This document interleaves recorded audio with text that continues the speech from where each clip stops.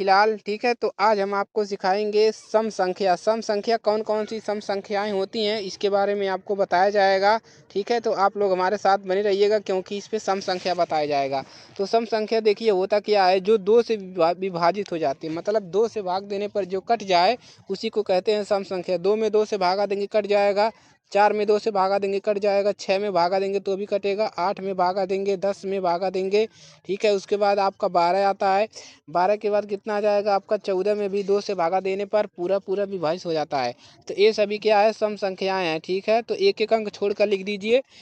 यानी कि जो एक एक अंक छोड़ना है, पहले एक को छोड़ना है फिर दो लिखना है, तीन छोड़ना है, एक एक अंक छोड़ देना है, तो वही आपका हो जाएगा सम संख्या। तो याद हो गया आपको क्या करना है, गिनती की संख्या में पहले एक को छोड़ना है फिर दूसरा लिखना है।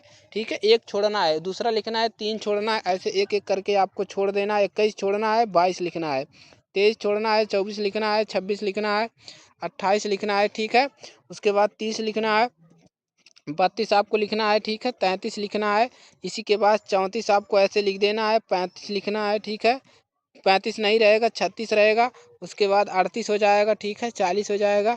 तो इस प्रकार से आपका डैश डैश डैश आगे आपका बढ़ता हुआ चला जाएगा। ठीक है, तो ये सब संख्याएं क्या होती है, सम संख्या होती है। सम संख्या का मतलब होता है इसमें किसी भी संख्या में अगर हम दो से भाग देंगे किसी भी संख्या सम संख्या में, तो वह पूरा पूरा विभाजित हो जाती है और इसी को सम संख्या कहते हैं। एकदम क्लियर। और विषम संख्या क्या होता है, नेक्स्ट पार्ट में आपको बताया जाएगा विषम संख्याएं क्या होती है।